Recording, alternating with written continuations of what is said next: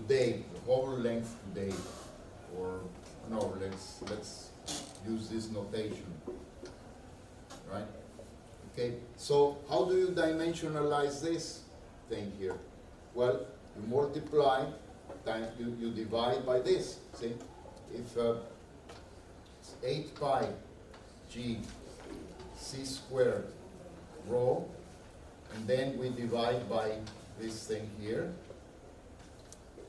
square, then this thing will be dimensionless. Okay? And this is the omega factor. This is the omega factor. Okay?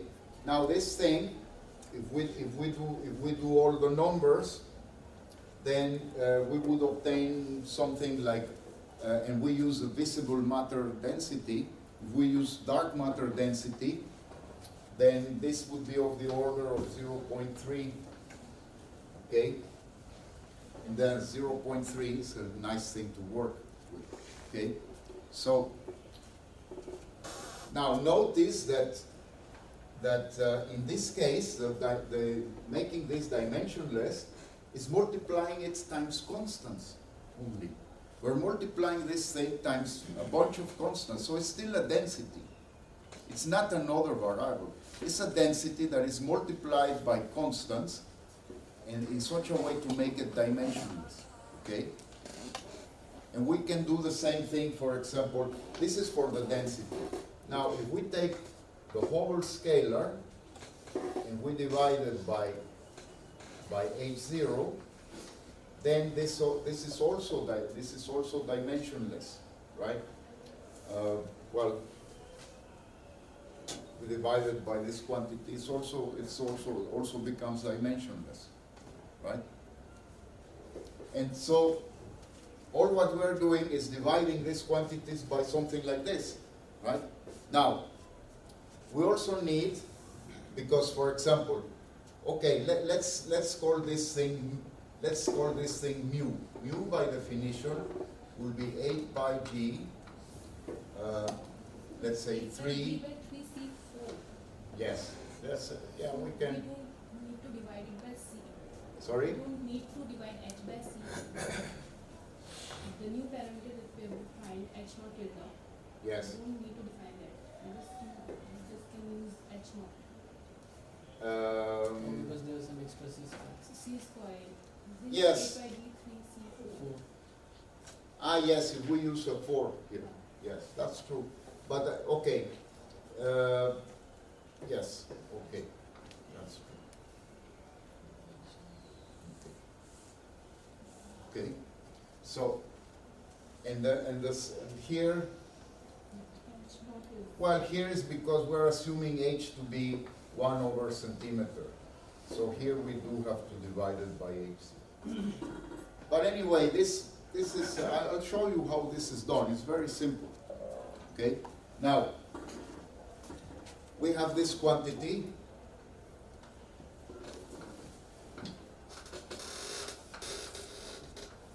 Right? This is now dimensionless. Okay. We're going to use it. And then we have this quantity, let's call it h, which would be h by h0 tilde. Okay. This is also dimensionless. Okay? Right? And then that's it. And then, for example, the fluctuations will be now d nu, which will be really 8 pi g over 3 c fourth h squared by this fluctuation, right? See? Fluctuation will also be, yeah? Because this is this, it's this.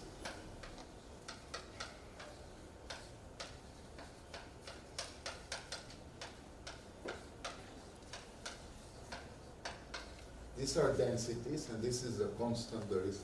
Okay? So fluctuation is also made dimensionless. And the same with the fluctuation for h. Okay? However, our equations of state will then be, for example, if we have the partial derivative with respect to ct, remember that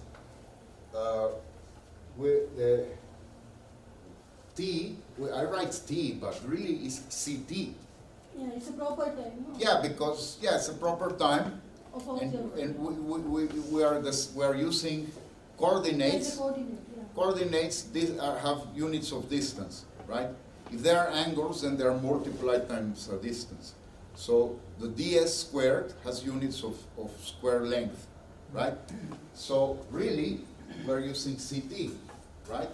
Now, this, even though this thing, the mu is dimensionless, its derivative is no longer dimensionless, right?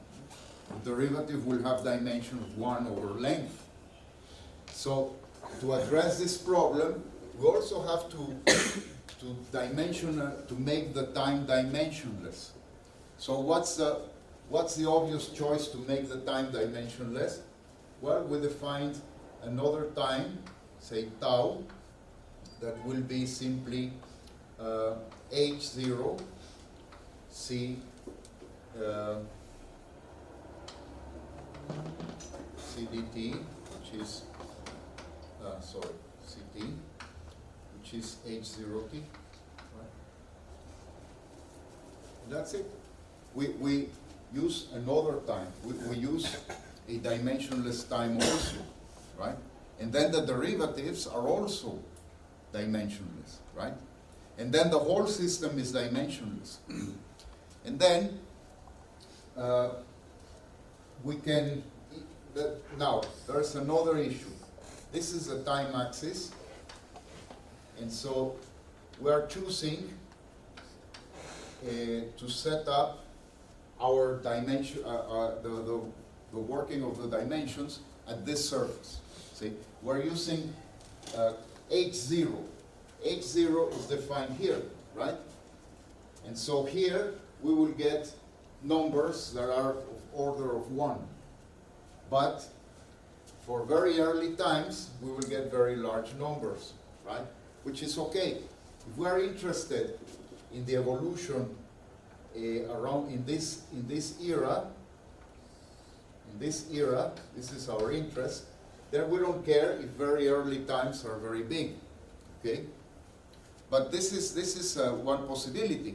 Another possibility is that instead of considering t0 to be today's time, we can assume that t0 is, for example, the time of the last scattering surface. What is the last scattering surface?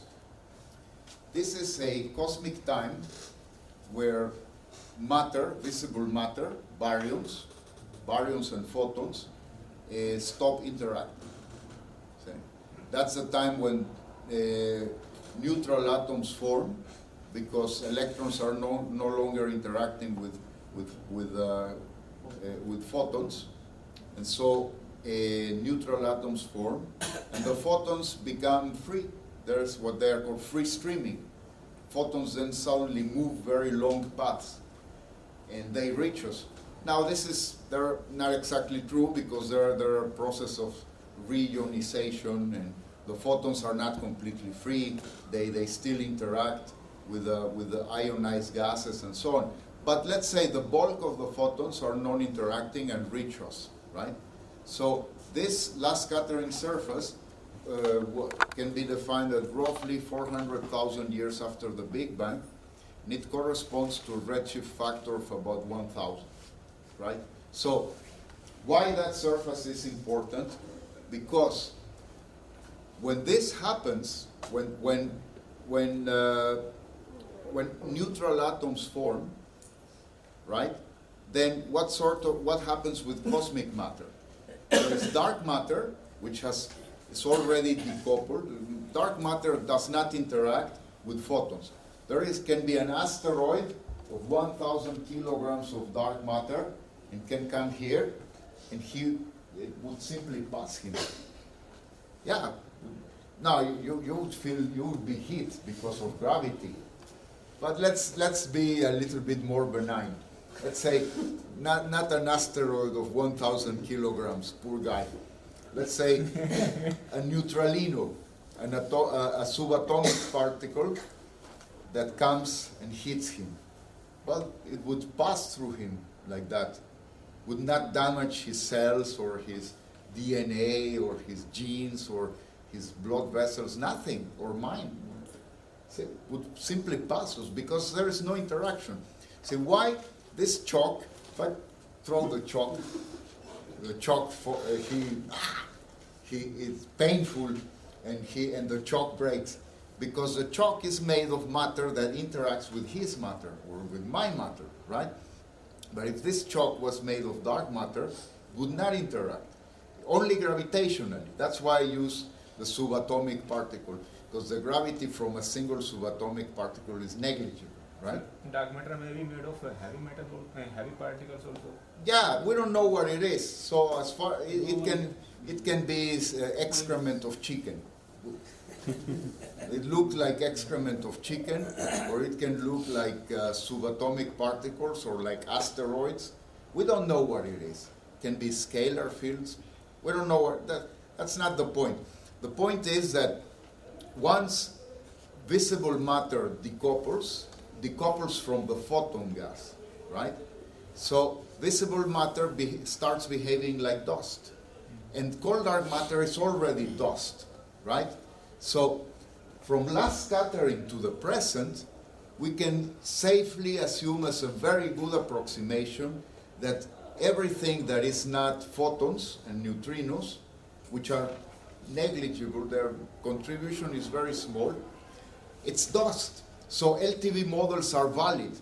LTV models are valid from last scattering to today. They are good descriptions of cold dark matter and baryonic matter, right? Before, they are not good.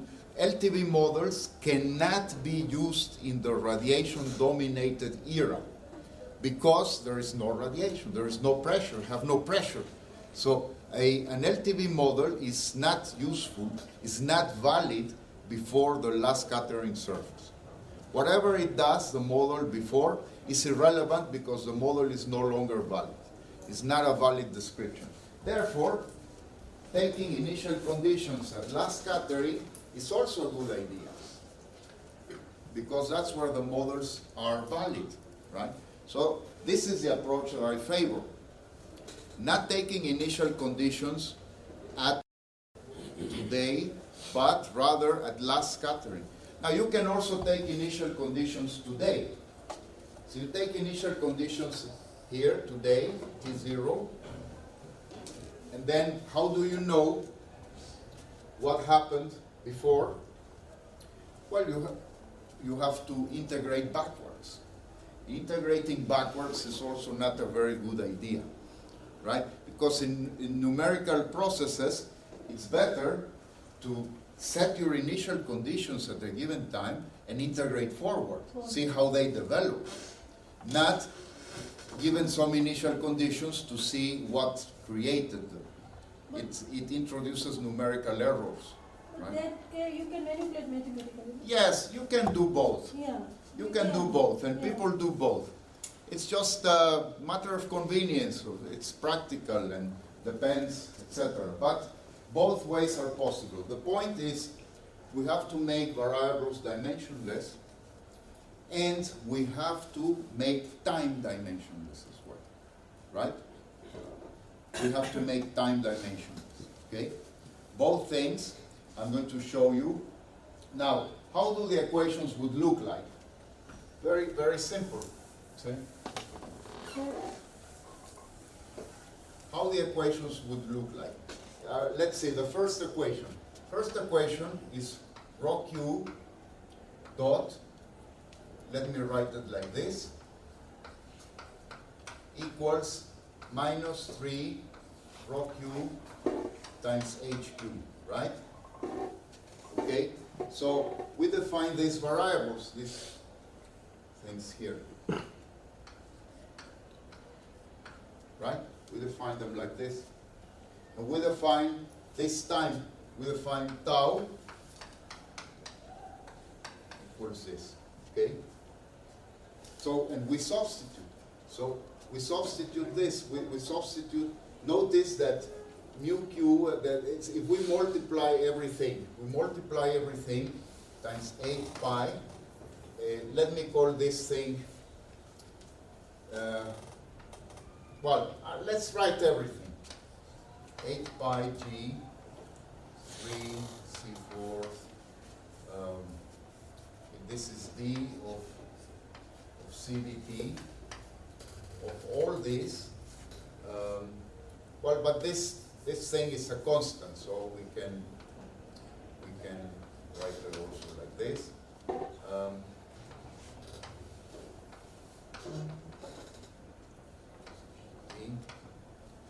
Then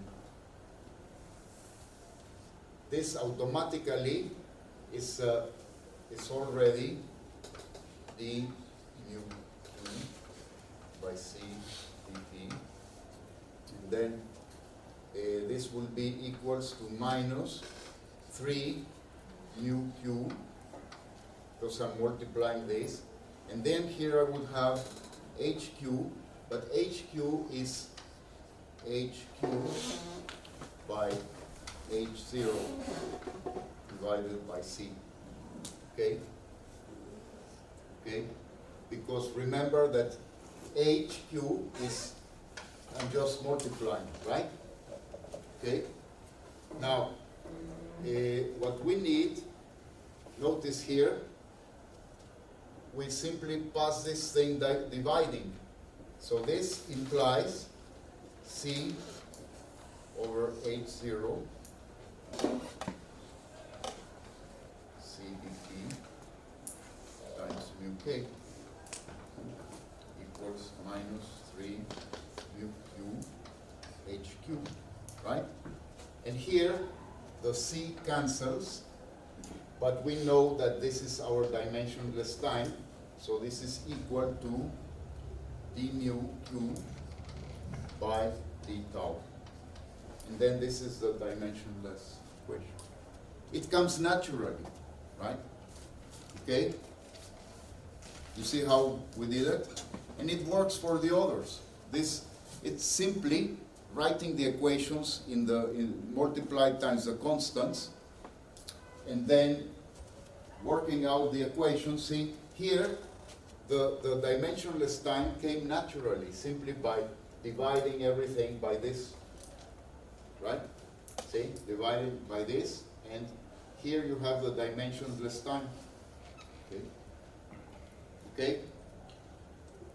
Now, it's interesting to see what are the units of this dimensionless time. What are the units? See? Let's do some, yeah. It's not very clear. So, exactly what you are doing, you are taking proper time. No, it's not proper time. Yeah, No. it's not proper time, but you are taking CD. It is a proper time. Yeah. It's a rescaled proper time. Yeah. So, Let's call it something else. Let's call it psi. Okay. So that you don't get confused by this. Okay. Let's call it psi. Okay. It's a dimensionless time. That's all. See, the time coordinate for these models is proper time, right? So I'm just multiplying proper time times something that has units of the inverse of time. So it gets something that is dimensionless, but it's still proper time, it's just that it's rescaled. What we're going to see is, what is the scale? See, what is, when this thing has the value of 1, see, what does it mean? See, what time does it mean? This is h0, and then some t, right? What is the t when this thing becomes 1? A unit of it, right? A unit of it. How much is it? Well, it's going to be the Hubble time, right? Oh, see, we can compute this. This is the time. Let's call this the t is the time, so that satisfies this. So t asterisk will be 1 over h0, and this is 1 over 70 kilometers per second per megaparsec, right?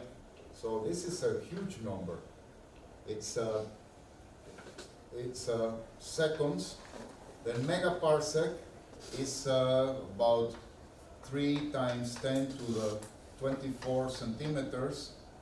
And then here we have 70 times 10 to the 5 centimeters, right? So doing all these calculations, let's say 7, 10 times 4. Okay, so doing all this is about 3/7. 24, I'm sorry, I have to use Spanish here. 10 to the 20. 10 to the 20 centimeters seconds. It's 10 to the 20 seconds. And 1 year is 10 to the 7. So it is like 10 to the 13 years, something like that. It's a lot of time. It's a very large time, right? So that means that evolution from, say, we say psi equals 0 is t equals 0. Suppose the Big Bang is in t equals 0. So when, and at that point, psi is 0. So 1 unit of psi is a huge time, right? And yeah, because this we have to see 10 to the 7 is 1 year, and then we have to multiply. I think it's correct. We have to multiply. It's about 10 to the 13 years. So it's a huge unit, right? So small amount of time, early time, it's like the last scattering surface in these units are going to be like 10 to the minus 6. They're going to be squashed very near the 0, okay? Okay? But present cosmic time will be, because present cosmic time is 10 to the, let's see, it's 1.3 times 10 to the 10 years. Yeah, it's a huge time. It's a lot of, it's an enormous time. So, but that's one possibility, you know. We can, if it's different, if we set it to be, and as this I will show you, if we set initial conditions at the last scattering surface, right? Last scattering surface took place 400,000 years, right? So the number of units of 4,000 years, or of 400,000 years up to present day is about 22,000, right? So if we set initial conditions at last scattering, then present cosmic time will be 22,000 units, right? And so 22,000 is still a manageable number. It's 4 orders of magnitude, right? And this allows us this gives us a very nice, very nice units to study all the evolution in between. So it depends on the problem. See, I'm not giving you a blueprint that you know exactly what to do. It depends on the problem. See, you can set up initial condition in your dimensionless time to be normalized by H0. And hope I didn't make an error. 70 kilometers. Just, I don't know, but Megaparsec is 10 to the 24, this I'm sure. 10 to the 20, 10 to the 20 seconds. Yeah, 10 to the, 10 to 4, 6 in the denominator. 17 to 24, 5 is 17 to 24, 6. where? 17 to 24, 5 is 17 to 24, 6 in the denominator. Yes, here? Yeah. Yeah, it's 70. Ah, yes. But so if I divide here, yes, that's true. That's true. 24, 18. It's 18. But it's still like 5 orders of magnitude above our cosmic age. 10 to 4, 11. Yes. Yes. This is our cosmic age in years. And About 13. 10 to the power 11. it's 11, right? It's 11. No, the one that you have calculated, that is about 13 years. This? This is 10 to the power 11. Yes. Okay. 11 years. Ah. So. 7. Yes, that's true. So it's about our cosmic age. It's about our cosmic age. Okay. So if we take, yeah, thanks for correcting me. Yeah, that's, you see, that's, people make simple mistakes. Yeah. So if we take this, the unit of dimensionless time here, it's about the same as our cosmic age. Okay?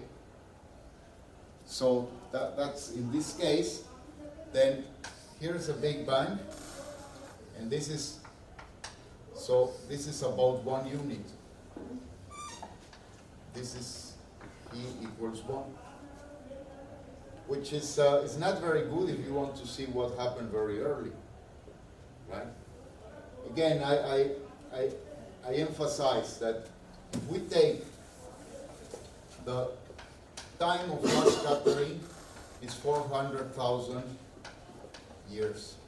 Present cosmic time is about 30.7 giga-years, which is about 1.4 times 10 to the 11, 10 to the 10. Cosmic. No, that is 7.6 billion years. Billion is 10 to the 11. Yes. Yes, it's million is 6, 9. Billion Yeah. is 9. Yeah, no, but this is more than billion. No, this is correct, right? Years. So if we divide them, then there are about 20,000, things like 22,000 units, right? What I'm saying is that last scattering time is about 10 to the minus 4th. 10 to the minus 4 or cosmic age. Okay? So if we take these units, then all what happened in the early universe is very small, it's squashed like this, right? Okay? So that may be interesting if people want to see what happened from 1/2 of the age of the universe to today. So that's a good thing. But another possibility is to set up our unit here, and then here it would be like 22,000, right? Well, these numbers also depend on the model, okay? So we have to dimensionalize, okay? Now, once we do this, let's see how do we choose initial conditions. I would like to explain how we choose them, because there are several ways we can choose them, okay? So is this understood how we make the variables dimensionless? It's understood? Yes, just multiplying times the available constants and choosing the right time scales you want to study, okay? There are several options. So now let's see how our equations look like. See, we have our equations now, the ones we have to integrate, they look like this.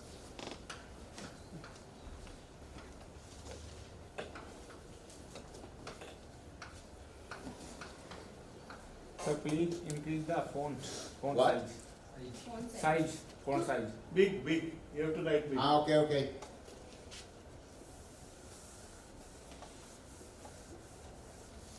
This is understood.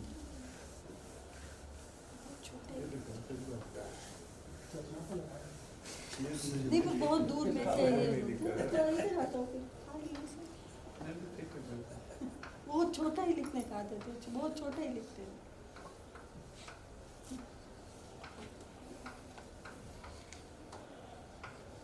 The following one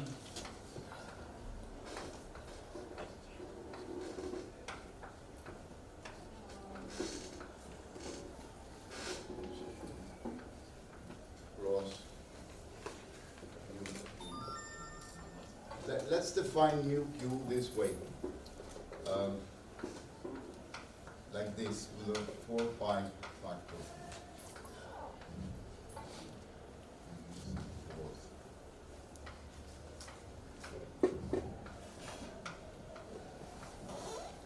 And this H0, it has to be the Hubble factor at some cosmic age, right?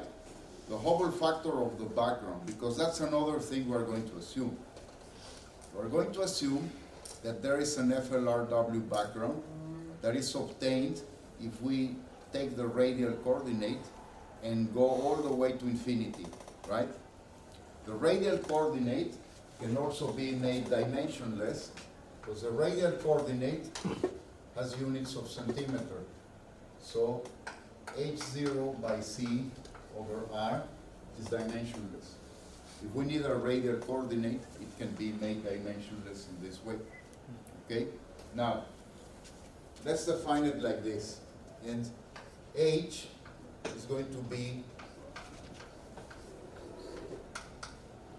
okay, going to be like this. And then the fluctuations will have naturally the same sign. If we do this, then our equations look like this. Also, we're going to define this, we're going to make the gravitational constant, we're going to make it dimensionless, right? And this will be 8 pi by g over 3 c squared. C fourth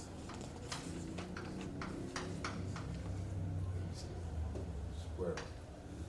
Or let's do it. Let's keep it. It doesn't matter.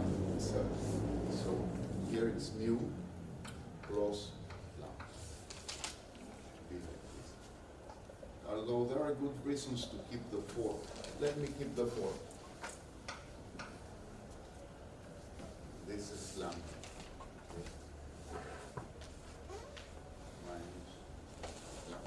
Then the other ones, they look like d, mu. And here, let me see, can you dictate to me? It's very simple. 3m menos 2m menos 3 plus mu. Then here is dh, right? Outside. Yeah? And then minus 3. 3hq dm. Minus 3hq dm.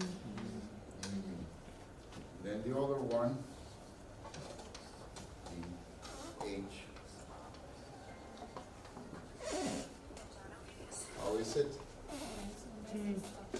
How much? Minus? 1 by 6 Papa. Sorry? 1 by 6. Yeah, but 1 by 6, we have to incorporate this. This is minus This 3 is, this would be minus, 3. because k divided by 6 is 4 pi thirds. So it's really minus d mu. And then, what else? Minus, dh times minus what? 3. dh is at the end, but what's inside the parentheses? 3dh plus 2hq. Plus, 2hq. and then outside dh, right? Okay. So these are the dimensionless equations we need to solve. So what would be the initial conditions, right? One way is to choose initial conditions to say mu q at initial time t0, right? So mu q at initial 0 is simply 4 pi g 3 c fourth h0 squared, and then rho q0, right? This is an initial condition. We choose that, right? So we choose that, because and it's important that if we take the limit when r goes to infinity of mu q, it's, let's call this mu q0, right? Of mu q0, we obtain, this one should go to the background value, right? So what we are going to obtain is 4 pi g 3 c fourth h0 squared rho 0 background, right? And this is nothing else but 1/2 of the background omega, right? Okay, so this limit allows us to work out the numbers here, right? Because we already know, for example, if we take T0 to be today, so we say that this corresponds to dark matter, so this thing would be around 0.3. The background is going to be like 0.3, okay? So how do we choose mu q0? Mu q0 would have to be something like,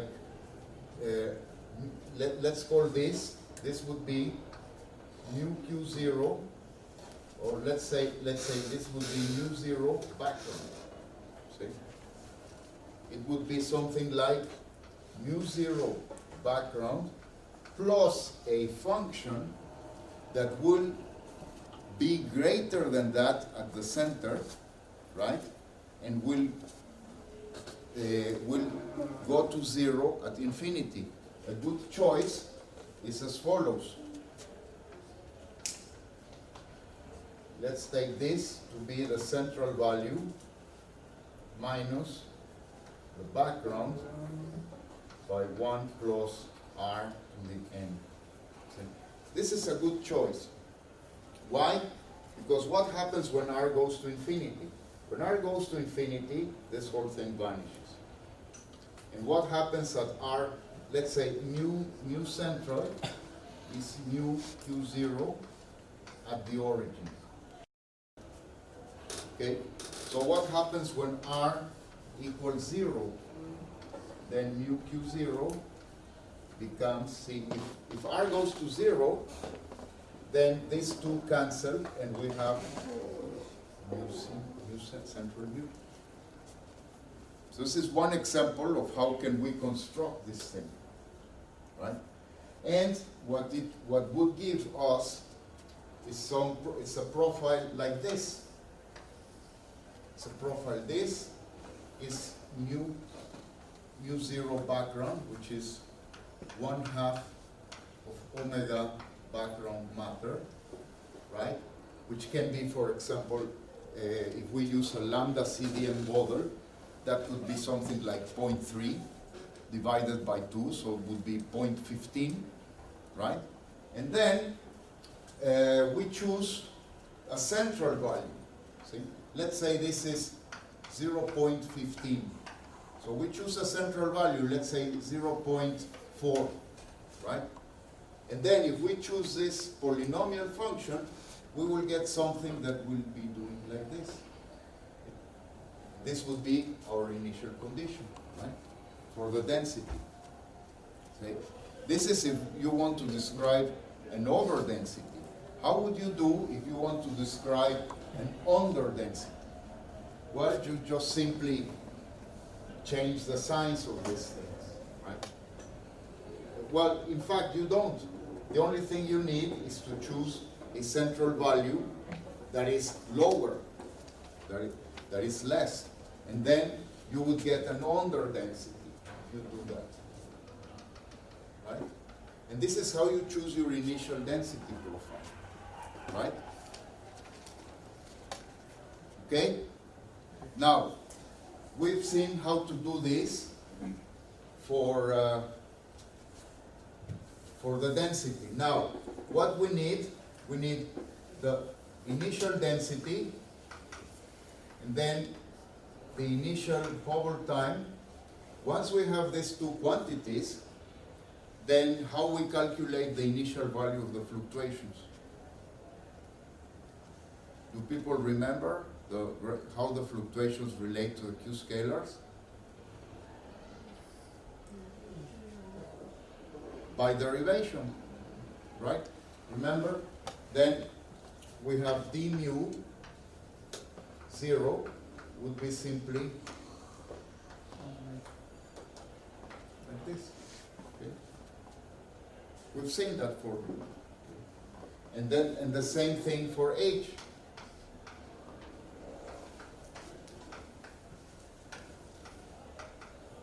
Right? Okay? Now, so far so good. We choose these variables. We integrate the system. We have the initial conditions. 4 equations, 4 variables, 4 initial conditions. Okay? Now, one question. It's very simple, very intuitive to prescribe a form of the density, right? We have an overdensity, that means lots of density in the center. The density dilutes, dilutes, dilutes. At infinity, we have the background density, right? Very simple, very intuitive. Okay? Yeah? Agree? Yeah. Now, can you please provide me an indication of what should be the initial Hubble expansion? Should it be something like this, or something like this, or like this? How would it be?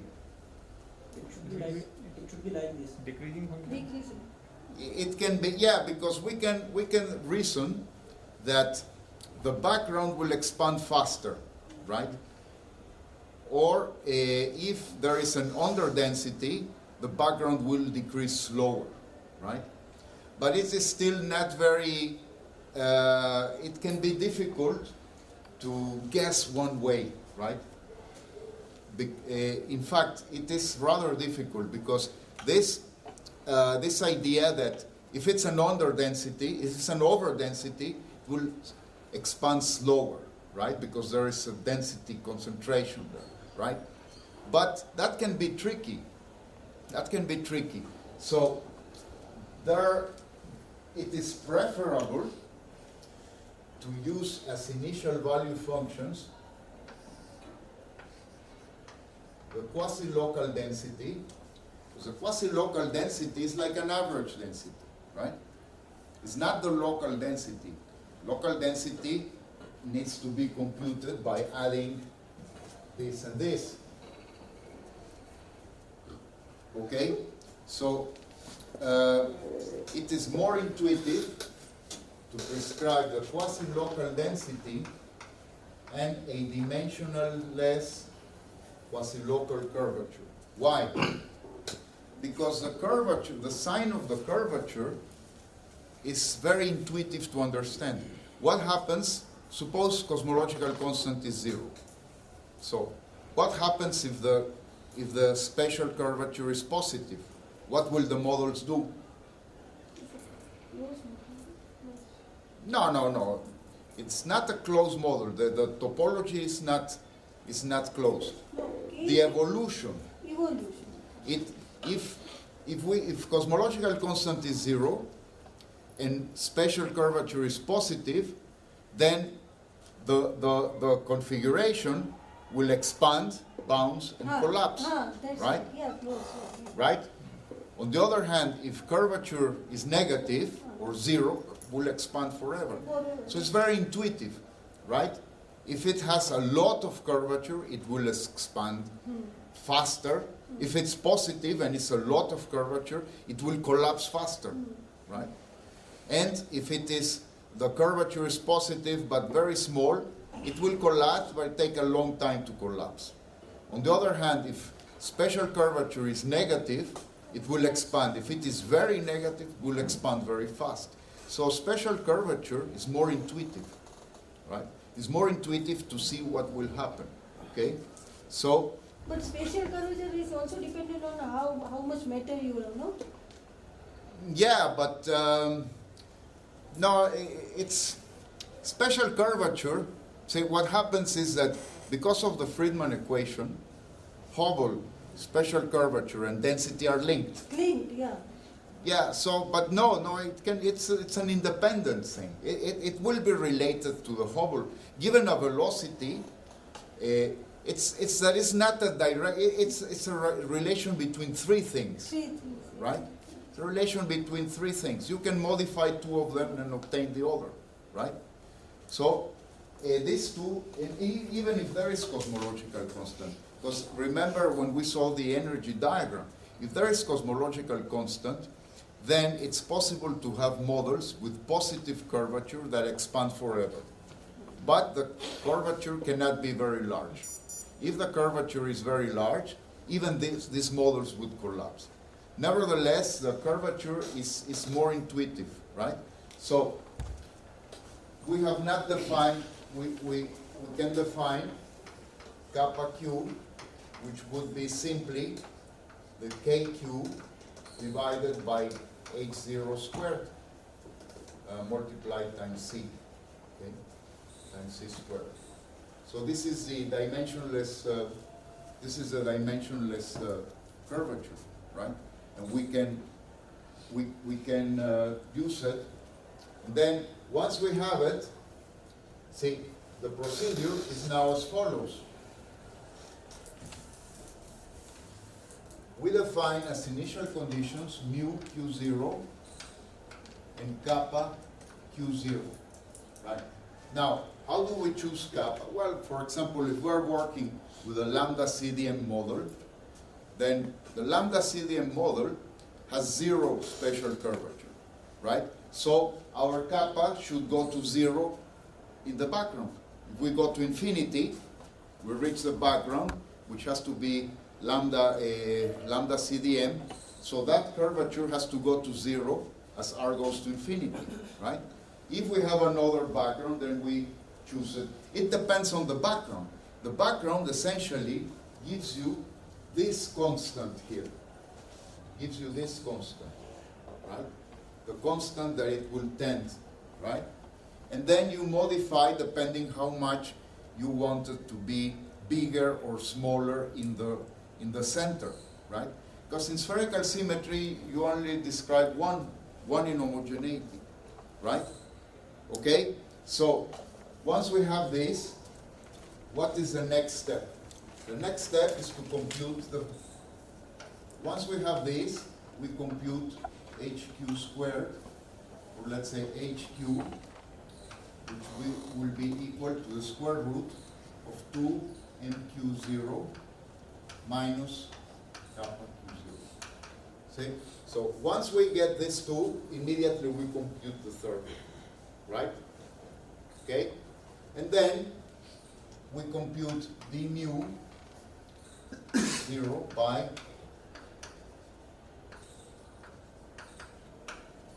and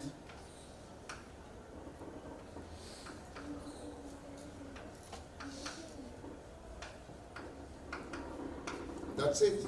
We're ready to integrate the system, right? Okay? This is what I'm going to show you now, how it is done.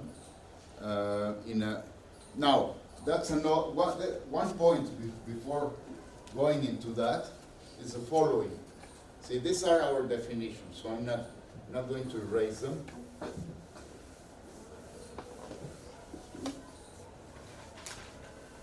We have to integrate these differential equations given these initial conditions. But these initial conditions depend on R. Okay? So, how do we implement these initial conditions? They depend on R. So how do we implement them? Well, the way to implement them is, here we have our time axis, and here we have the axis, the R axis, right?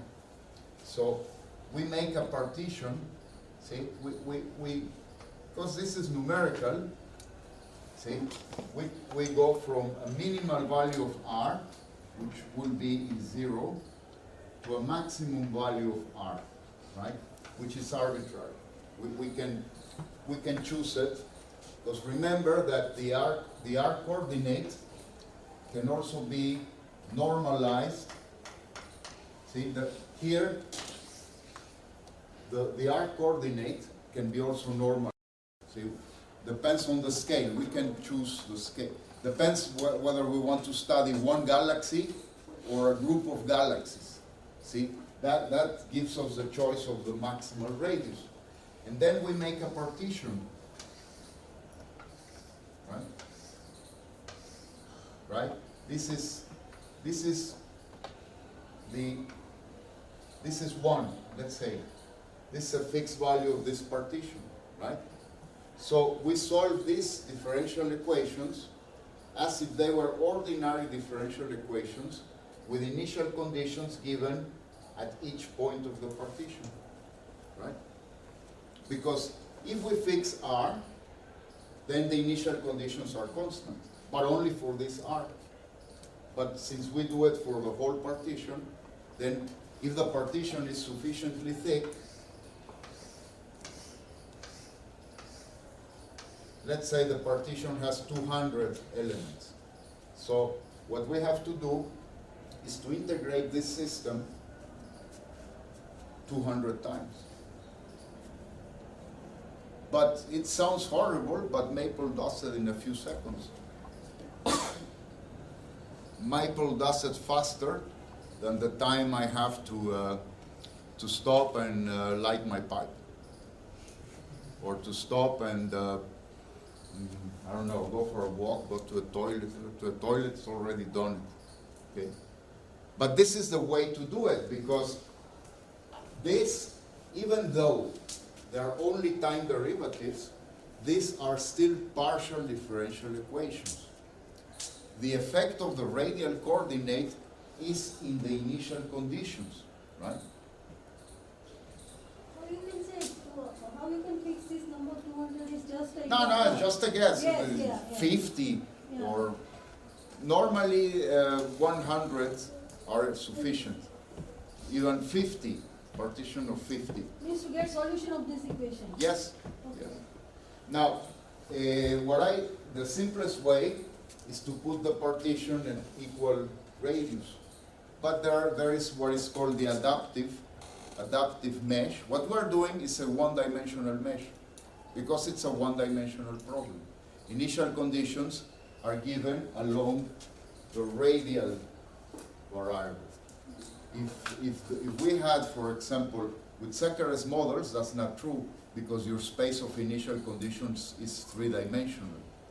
So with Zekares models, instead of 1,000, it would be like 1 million. Well, yes. 1,000 raised to 3. Yeah, 10 to the sec. Yeah, 1 million. Billion. Yeah, but it's the radial partition is larger than the angular. Like the angular partition is like 10.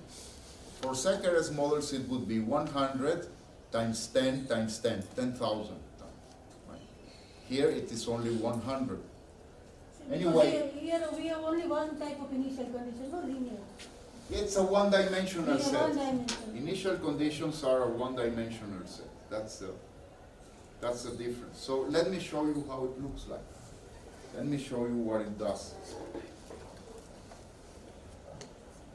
Okay, so first, this is a program to write up initial conditions. These are the equations that I've shown you. There are equations that we've written, and includes also the equations to find the metric functions, right? Okay. And then, well, there's all this explanation. I set up my initial conditions at last scattering surface.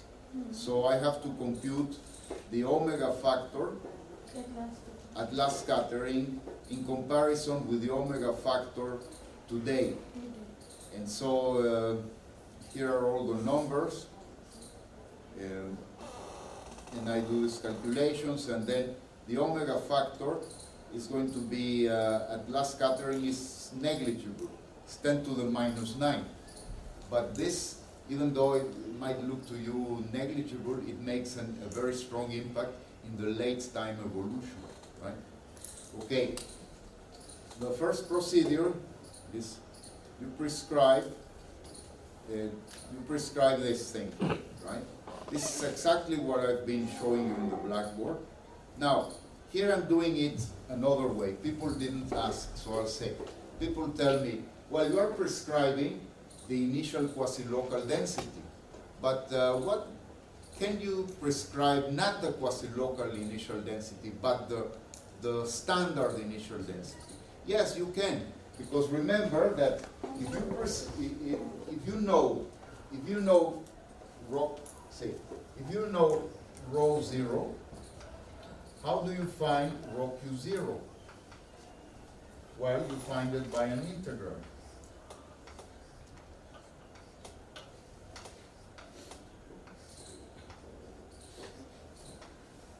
Right? You find it by an integral. If you know this one, you find rho q0 by integrating. Okay? It's more difficult, but it's possible, and especially if you do the integral numerically, then it's straightforward. And here, in this case, I was working with my colleague in South Africa. He said, no, that quasi-local density, that I don't understand what's that. Use a normal density. Okay, so no problem, we use the normal density. Here, I'm prescribing, notice absence of the index, subindex q. This is standard density, right? Standard density, defined in this way, standard curvature, and then we find the quasi-local ones by integration, right? Remember that R at the initial slice, big R, is small r, right? So this is how we find all these things, right? And so this is a procedure. It's a Maple program. I won't go into details, but I'm just telling you what it does. What this program does is that, what this program does is that you give a polynomial form like the one I wrote. Very simple. Maple tells you that M is, it allows you to define your M as any way you want, and then it calculates all the initial conditions. It calculates all the initial conditions that you need, right? And of course, there is a glitch, a possible glitch, if this is a square root here. So if this square root is negative, then it's an imaginary number, and so the procedure has an error saying that it calculates this integral, and if this integral is if the integrand is negative, then it warns you, it stops, says error, incorrect initial conditions. So then it calculates everything, and then I define global variables, because what I'm going to do is that in Maple, you define, once you make a program, there are two types of variables. The local variables, which are valid only inside of the program, and global variables, which are constructed by the program and can be used outside of the program by Maple. These are global variables. So the final initial conditions, I define them as global variables because I will work on them, right? I will do another program that will work on them, okay? So this is saved, this is stored in a safe command, and it is stored in this binary file, okay? Now, once I've done this,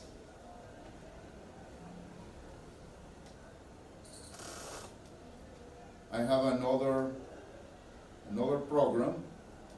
There's a numerical integration.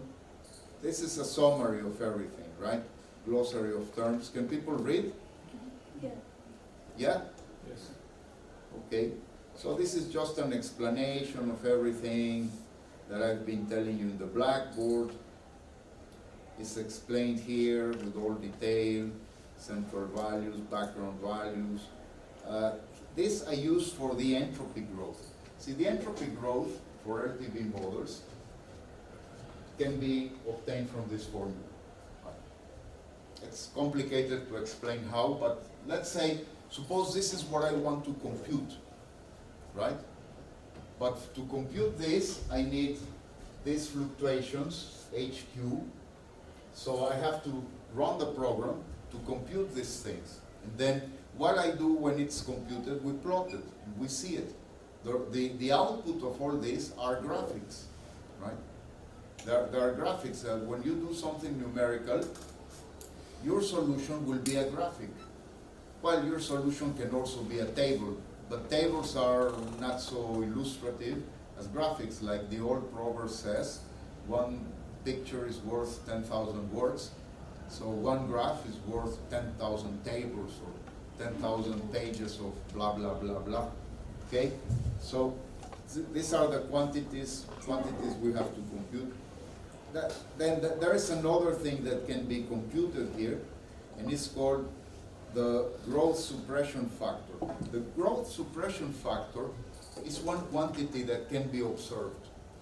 It can be people who look at motions of galactic clusters, because the idea is that structure formation is not a process that is, it's a process that cannot go on exponentially. It has to be suppressed, because if it's not suppressed, we would see a lot more structures, but we don't see so many. So it means that the growth of structures is being suppressed, and this can be computed. And if we take the computation that people do for FLRW models with perturbations, and we translate this into parameters of LTV models, this means that we would have to compute these things, right? So these things are of interest, and so we want to compute them, right? Okay, so this is like a prologue. Now, usage of the initial conditions routine. We load the file, the binary file here, and this is the syntaxis. This is the syntaxis that we're going to do. See? Let me see if... this is the way we're going to use the procedure.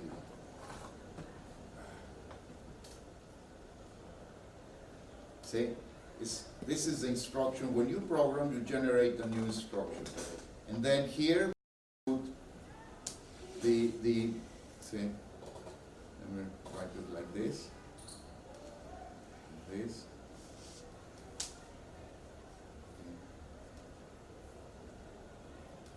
These are the things that I'm specifying in the routine. I'm giving an expression for the initial density, for the initial curvature, and giving an expression for omega, and also giving an expression for the background value of H. And this is the parametrization of R at the initial slice, which we will take to be simply f of R to be R. This is the range of the partition, see, from R1 to R2. Normally R1 will be 0, and this n is the number of elements of the partition. See, the thickness of the mesh, right? Okay, so these are the evolution equations that have to be solved, the metric, 6 equations for 6 variables. These are the equations we have to solve. This is the dimensionless time. It is calculated a bit differently here than what I showed you. Big Bang time is not simultaneous, but non-simultaneity is negligible. We will compute that. Okay, these are, now, first example. First example, we assume a lambda CDM background. This is important because this will help us. In fact, what's the difference when lambda CDM, well, that cosmological constant is non-zero, right? And also, spatial curvature has to be chosen so that it goes to 0 at infinity, right? If you choose this background. So we run the initial conditions, And here, this is the points of the partition. See, the radial values of the partition. Okay. And this is the value of lambda. And then we start plotting things. These are the plots of the initial conditions. This is the plot of the, it's not the quasi-local, but it is the local and quasi-local density, right? The local density is the thick curve, and the quasi-local density is the dotted curve, right? Which both of them I can obtain from the initial conditions. See, special curvature, this is a special curvature. Again, the local one is a thick curve. Notice how it tends to zero at R infinity, because that's the lambda Cedian model requires us. Okay? And then, okay, now we are going to solve the equations.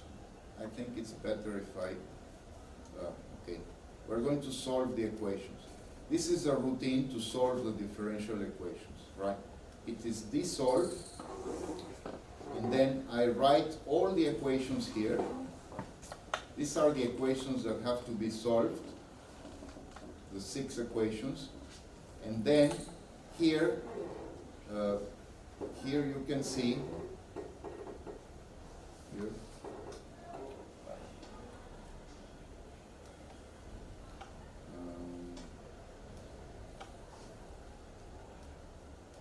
here, these are the differential equations that have to be solved.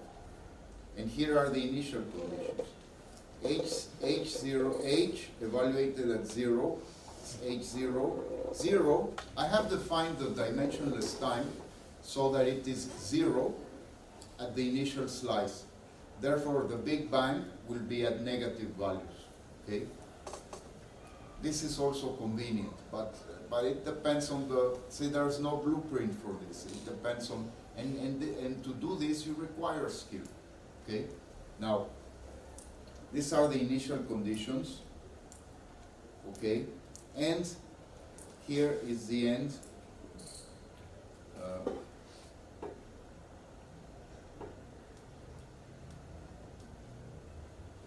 This is telling Maple how, because the initial conditions will depend on one parameter, namely the radial coordinate. So this is telling Maple that the initial conditions will depend on 4 parameters. And this is also something you need to, this is part of the way you solve these differential equations in Maple, right? Okay, so here this is done. And then once you do that, once you solve that, it is important to tell Maple that, see, it's very important in numerical solution to be able to assign a name to it, right? So suppose I get the density, and it's numerical, but to invoke it, to be able to invoke it, it's useful to give it a name, right? To treat it as a normal function. It's a normal function that cannot be treated analytically, but can be evaluated numerically. So what I'm telling here to Maple is going to find MM numerically.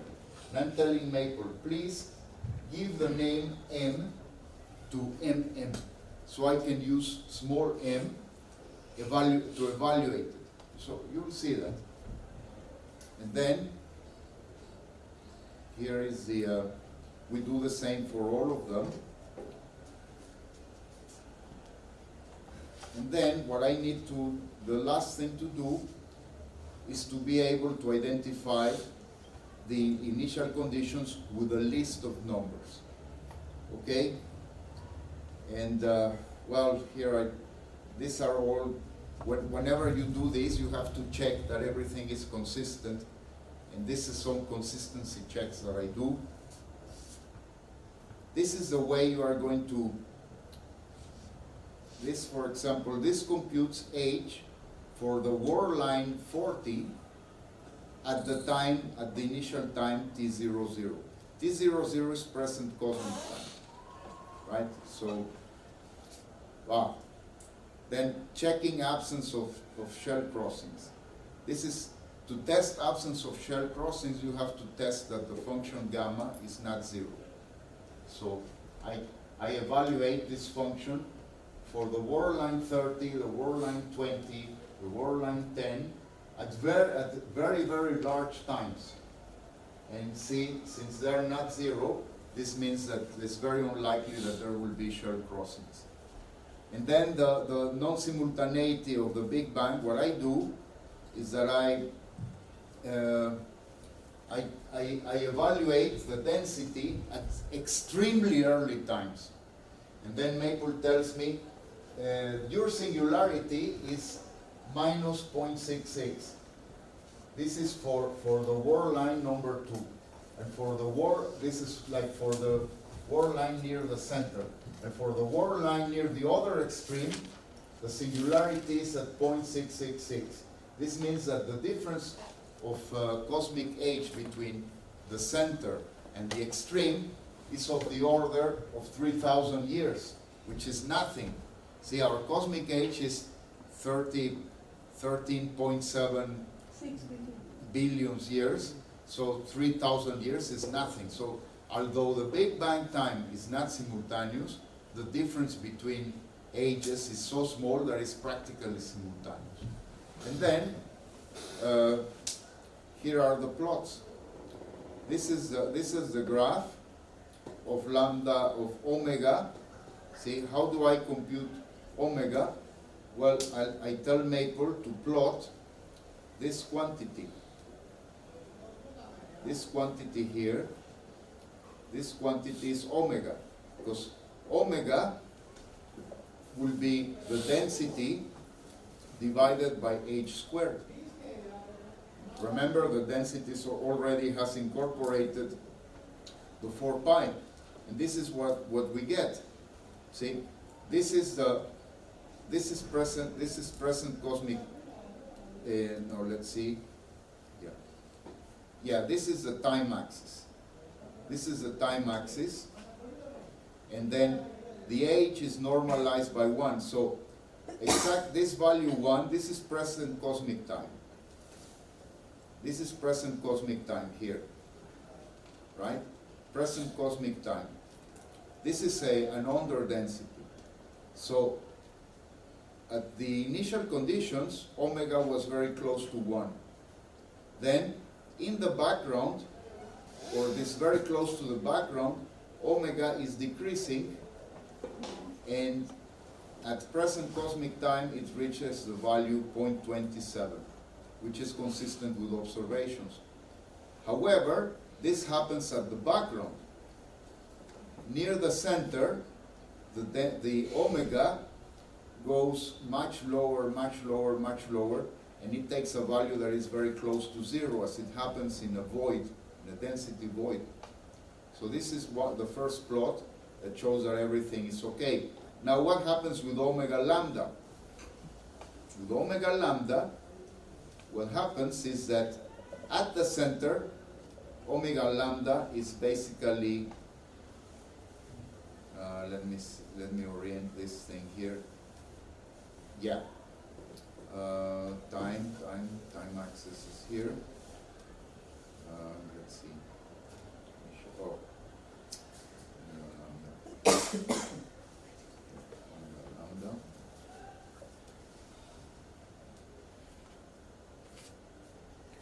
Yes.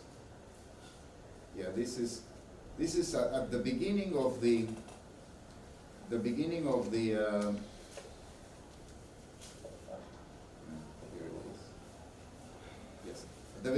the evolution, omega lambda is almost 0, negligible.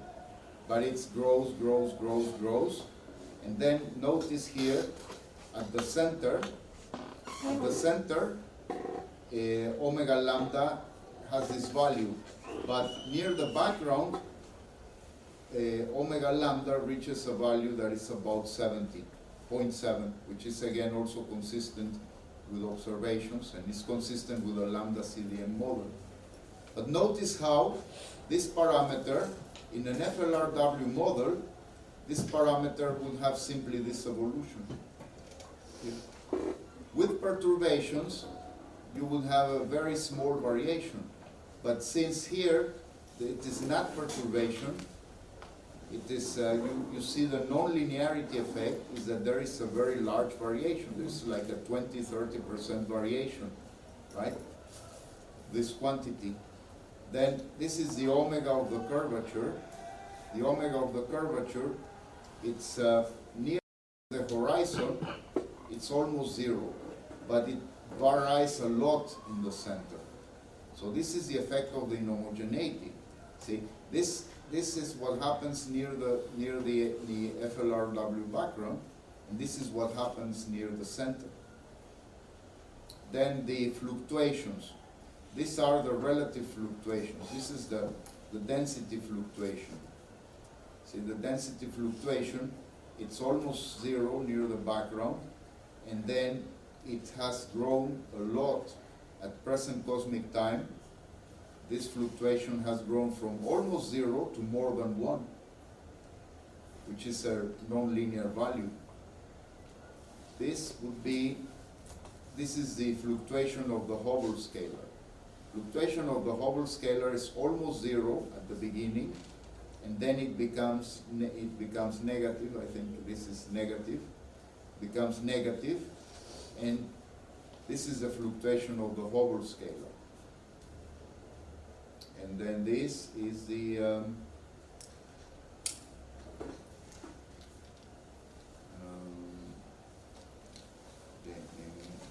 this is like the growth suppression factor. This is, again, all these things are the things that I wanted to calculate are here. This is the growth suppression factor, and here this thing is the value today, right? Because we're studying this growth suppression factor, how it evolves from initial conditions to present cosmic time and further into twice our cosmic age. The growth suppression factor, again, this is another calculation. Okay? And then we can make two-dimensional plots. Like this is delta. Delta is the dimensionless fluctuation of density divided by the scale factor. We get this graph for a typical observer. It will change from one observer to the next. And this is the suppression factor, and this is the entropy variation. See? The entropy, this is the density, the derivative of the entropy. Notice that it's positive, all the time is positive, but it comes a point where it starts decreasing. This is a derivative that is positive. That means that the entropy is increasing. But it is increasing, and then the growth of the entropy will be suppressed. And this is another plot, right? Two-dimensional plot. Now, here we do the same thing, but with another background. This is the Einstein de Sitter background. It is zero cosmological constant and zero spatial curvature. So the behavior of these quantities is very different. But we do the same calculations, and where is the difference between one background and the other in the initial conditions? Right? And we get very different behavior, which I'm going to go quickly through it. We do the same thing. We integrate the equations, we give numbers to them, we check absence of shell crossings, non-simultaneity of the Big Bang. Now look at the omega of dark matter. The omega of dark matter is extremely high. In the background, it starts with 1, and then present cosmic time has decreased to like 0.85. And this is the behavior of this quantity near the center. And then this is the curvature. The omega of curvature is almost zero, has to be almost zero here, but then it decreases. And again, all these quantities are computed. All these quantities, the same quantities are computed. The same quantities. Okay? I'm going to go quickly through this. Same quantities are computed. Then this is another example. This is a the background is now FLRW, but with negative curvature. This is called the open FLRW model, right? And so we do the same calculations as before. Here we have to change the initial value functions because curvature now is not asymptotically zero. See, you see, this is a special curvature initially, and it does not tend to zero, but tends to a small negative value. Okay. Then we do the solutions, the same, blah, blah, blah. You've seen all these. Here, look at omega. Here, omega starts very high, but at present cosmic time has reached 0.3 instead of 0.85, right? So it has reached 0.27. And yeah, we do the same thing, same. All these graphs, same graphs, etc. And finally here, here's an open FLRW background with another parameter, so on. We also take this and same thing. And finally we reach the conclusion here. Open 2. Yeah. We put the plots, the joint plots together. And here we can see how the suppression factor behaves for a typical observer. Here, this is the case for an Einstein de Sitter model. Is the Einstein de Sitter, zero cosmological constant, zero curvature. In this case, this suppression factor does not do any suppression at all because it grows. So this is one of the reasons why these models are discarded, because if these models were true, there would not be any growth suppression. Structures would be forming and forming. Now, the black case is the lambda CDM model. The lambda CDM model, there is a suppression. The suppression factor goes over, decreases, and this is here. This is the FLRW open model. This shows that negative curvature also has an effect of suppressing structure formation. But what happens is that for early times, negative curvature is a stronger suppressing factor. But this thing here will move like this, and this thing will move like that. So that very large cosmic times, the cosmological constant is more suppressive than negative curvature. So we can see it from here. Then comments, blah blah blah, and then this is the another plot, a very similar plot, but taking longer cosmic time. See, again, we see that the cosmological constant is the suppression factor. See, this is present cosmic time is here. So present cosmic time, we cannot distinguish them. At previous times, this one suppressed structure formation much more than the cosmological constant. The cosmological constant is negligible for early times, right? But if we go for longer cosmic times, then cosmological constant is a stronger suppressing factor. But at present cosmic time, we cannot tell very much the difference. That was the point of this argument. In fact, it's an argument I have with a colleague who claims that he made an error because he thinks that these models behave like this, and it is wrong. This model, in fact, this is an ongoing argument, and it's I think we're going to publish it soon. And then comments. Then this is the behavior of entropy production, gravitational entropy production. You can see how suppression factor is strongly tied to entropy production. See, this is the entropy gravitational entropy. Gravitational entropy, which I hope to be able to explain tomorrow what I mean by that. But gravitational entropy grows a lot for these models because these models do not suppress growth. Essentially, gravitational entropy is related to how much structure is formed by gravitational clustering. If a lot of structure is formed, this means that there is a lot of gravitational entropy, right? Equilibrium is equilibrium is homogeneity. In FLRW models are in gravitational equilibrium. They don't form structure because they are homogeneous. If you put a lot of homogeneity, then a lot of structure. But it's not only density, also velocities are involved and curvature.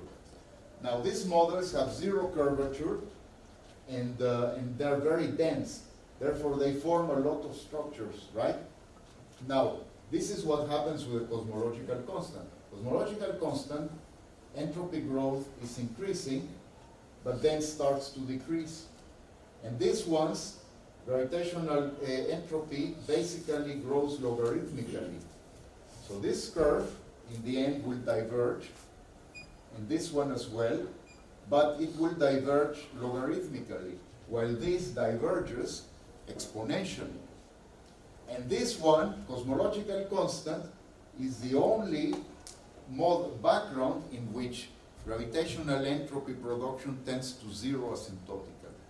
And this is a nice result that I published like 1 year ago, that of all these models, gravitational entropy tends to a finite value, because remember this is dot SGR, not SGR itself. If you integrate these curves, what you can see is that this one tends to infinity logarithmically, this one tends to infinity exponentially, and this one tends to a finite value. And so only if you put gravitational cosmological constant, this gravitational entropy will tend to a saturation value. And this is found by, these plots were put in this in that paper of gravitational entropy. So here's some comments. And then the joint three-dimensional plots are here. However, notice that this, what we did was to take an average, was to take a representative DOS layer. But here you have all the DOS layers in the partition. We used a partition of 50, right? And then